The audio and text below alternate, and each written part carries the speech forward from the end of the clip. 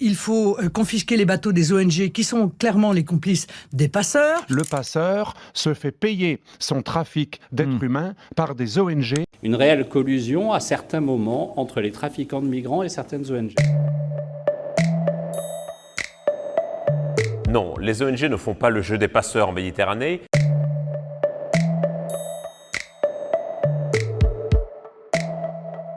Les ONG appliquent simplement le droit maritime, c'est-à-dire que lorsqu'elles sont à proximité d'une embarcation qui est en perdition, elles lui portent secours, comme y oblige le droit maritime. Ce n'est pas le numéro de téléphone des ONG, c'est un numéro d'appel des secours, comme le 112 en France, et d'ailleurs, dans la plupart des cas, ils vont être secourus non pas par des ONG, mais par des navires de garde-côte, voire même parfois directement par l'agence Frontex qui est chargée de la sécurité et de la surveillance des frontières extérieures de l'Union européenne. Les ONG n'interviennent que dans environ 40% des cas, et dire que quelque part les ONG et les passeurs sont de mèche pour ramener les migrants en Europe, c'est comme dire que quelque part le 112 incite les gens à se trouver dans des situations de détresse parce qu'ils savent qu'ils seront secourus s'ils sont en détresse.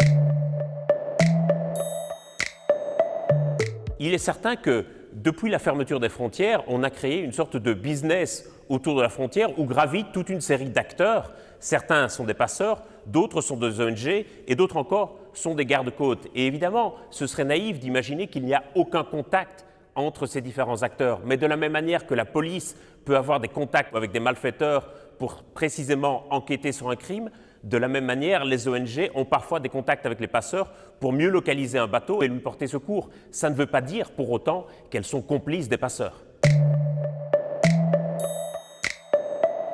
Je pense que le meilleur moyen de casser cette idée reçue d'une collusion entre les ONG et les passeurs, c'est simplement de montrer les chiffres. Il n'existe aucune corrélation entre le nombre de traversées et le nombre de bateaux d'ONG qui opèrent en Méditerranée. Et aussi de rappeler que les ONG ne font pas service de taxi et ne vont pas chercher les migrants.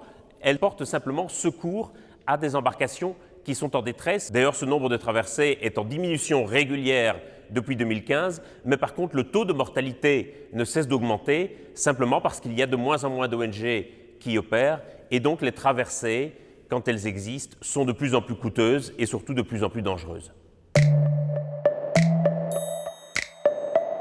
Effectivement, s'il y a dans un cas précis un cas de collusion avec les passeurs, il faut que la justice fasse son travail et si les gens sont coupables, il faut qu'ils soient condamnés. De la même façon qu'on pourra trouver des pompiers pyromanes ou des policiers ripoux. Pour autant, est-ce qu'un cas isolé peut jeter l'opprobre sur l'ensemble du travail des ONG qui reste absolument indispensable en Méditerranée parce qu'elle pallie l'inaction des États? Je ne le crois pas. Bien sûr que non. Ce qui permet aux passeurs de se faire le plus d'argent possible, c'est la fermeture des frontières. Plus les frontières sont hermétiquement fermées, plus les migrants vont absolument avoir besoin de leurs services et plus ils vont pouvoir facturer très cher pour leurs services. Ce que Christophe Castaner dit, c'est comme s'il accusait en quelque sorte les pompiers d'être complices des pyromanes parce qu'ils vont aller éteindre les incendies une fois que les feux sont déclenchés. Les ONG sont exactement dans ce rôle. Il faut rappeler qu'un très grand nombre de migrants n'ont pas la chance d'être secourus ni par des ONG, ni par des navires de garde-côte. Beaucoup meurent noyés. À l'heure actuelle, le taux de mortalité en Méditerranée est encore de 2%. Ça veut dire que pour 50 arrivées, il y a environ une personne qui meurt. Depuis le début des années 90, il y a eu plus de 40 000 décès.